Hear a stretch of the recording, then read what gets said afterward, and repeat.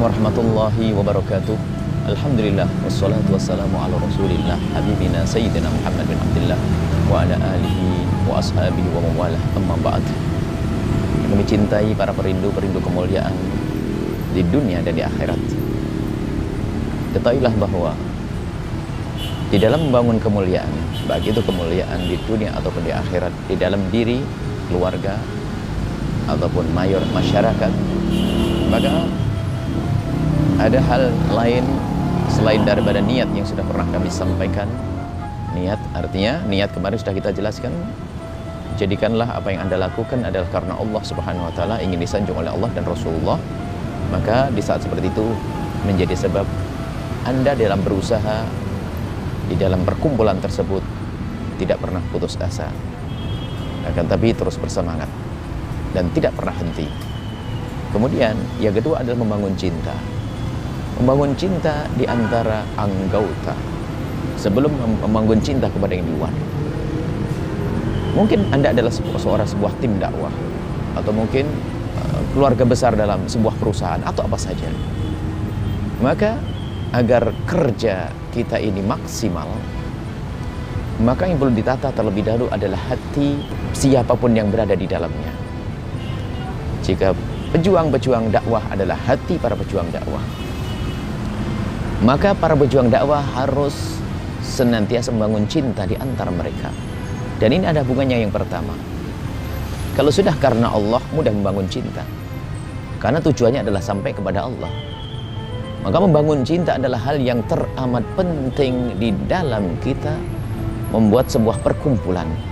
Baginda Nabi Muhammad SAW setelah hijrah dari Makkah ke Madinah, sebelum beliau melakukan aktivitas apapun dalam dakwah, pertama kali yang dibangun oleh Rasul adalah membangun ukhuwah antara kaum muhajirin dan ansor.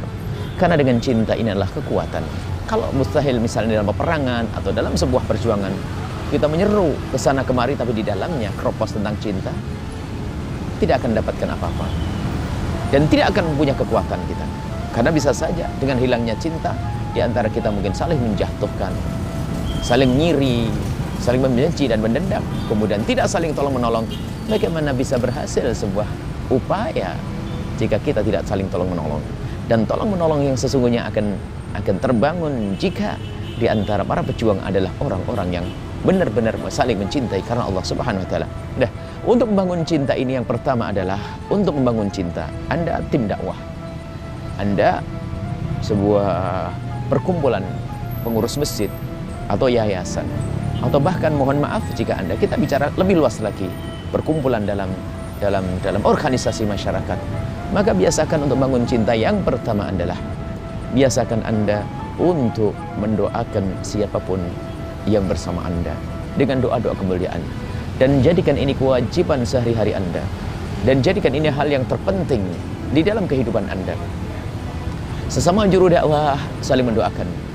Di tengah malam kita mengingat kawan-kawan pejuang kita, kawan-kawan yang bersama kita. Kita mendoakan mereka doa dengan doa kebaikan, doa kemuliaan. Ini yang pertama. Kalau kita lupa di dalam doa saja, kita lupa di dalam doa sesaat saja, khawatir yang tumbuh adalah kebencian. Jadi membiasakan, memperbanyak doa sesering mungkin. Doa kemuliaan termasuk di antara kita menginginkan, jika kita menginginkan sebuah kebaikan, mohonlah kepada Allah, semoga Allah memberikan kepada siapapun yang bersama kita kebaikan seperti yang kita minta. Nah, ini akan memangkas ngiri, memangkas iri dan dengki. Ada, naudzubillah, orang pengennya baik dirinya sendiri, atau pengen untung dirinya sendiri, tidak pernah peduli dengan sesama sahabat dan saudaranya. Naudzubillah, dia adalah orang yang tidak punya hati yang baik. Dengan mendoakan misalnya, aku merindukan anak yang soleh, aku merindukan rezeki yang halal berkah, maka jangan lupa Anda bawa sahabat-sahabat Anda dalam perjuangan. Ya Allah, ini teman seperjuangan denganku, ya Allah, berikan kepadanya rezeki yang halal, penuh berkah, ya Allah, usaha yang baik, ya Allah, anak yang soleh. Maka ini yang akan terbenahi dulu adalah hati Anda. Kemudian lebih dari itu, maka Allah akan mudah mengkabul kita dengan doa-doa yang kita panjatkan untuk orang lain, yang disebut dengan doa al-dhahril ghaib. Mendoakan orang lain di saat orang tidak ada di hadapan kita adalah doa yang sangat dikabul oleh Allah. Lebih dari itu, menjadikan hati Anda mudah untuk saling mencintai dan hilang dengki dan benci. Bagaimana kita bisa mendengki wong kita doakan dia agar sukses dalam usahanya? Ayo. Bagaimana kita akan ngiri karena kita selalu mendoakan kebaikan untuk dia? Yang pertama mendoakan. Yang kedua adalah Jangan biasa prasangka buruk kepada siapapun yang bersama kita, termasuk orang lain, artinya lebih khusus yang berjuang bersama kita, yang berada dalam perkumpulan kita. Prasangka buruk adalah merusak. Prasangka buruk adalah membahayakan, racun dalam sebuah perkumpulan. Kalau orang dalam perkumpulan ada orang prasangka buruk satu saja, lihat, kemudian prasangka buruknya disampaikan kepada yang lainnya, menjadi sebab fitnah di dalam perkumpulan tersebut. Dan menjadilah perkumpulan itu menjadi tidak kuat. Bagaimana setelah itu akan berjuang? Bagaimana akan maju? Maka jangan biasa prasangka buruk. Kalau kita melihat kekurangan dalam pada sahabat kita, dia adalah manusia yang bisa melakukan kesalahan. Tapi ingat, jangan serta-merta kita nisbatkan benar-benar dia bersalah. Mungkin kita salah lihat, mungkin dia tidak sadar, mungkin tidak mengerti dia. Jangan berprasangka buruk sama sekali. Kalau ternyata sahabat seperjuangan kita benar-benar melakukan kesalahan yang kita lihat tersebut, benar-benar dia mengaku atau mengucapkan atau terlihat di mata kita dan benar-benar dia melakukan kesalahan tersebut, setelah itu tetap tidak boleh kita prasangka buruk. Prasangka buruk kita tetap tidak boleh. Akan tapi prasangka baik, hanya sampai saat ini prasangka baik kita hentikan. Baru setelah itu karena kita sudah melihat, menyaksikan dia melakukan kesalahan, maka langkah kedua adalah bagaimana kita menghentikan dia dari kesalahan tersebut dengan cara yang indah. Jadi bukan prasangka buruk, nggak boleh. Karena sudah kelihatan dia melakukan kesalahan. Kita mungkin datang kepada dia berdua dengan cara yang Masya Allah yang baik, dengan cara yang lembut, yang indah, mengingatkan dia agar dia menghentikan kebatilan tersebut. Bukan kita bongkar depan orang. Kesalahan tersebut hendaknya kita ingatkan dia dengan cara yang halus dan indah. Kemudian yang ketiga, jangan biasa membicarakan kejelekan seseorang, menggunjing, khususnya tim dakwah, tim perjuangan, pengurus masjid, yayasan. Jangan sampai kita biasa membicarakan kejelekan mereka. Na'udzubillah.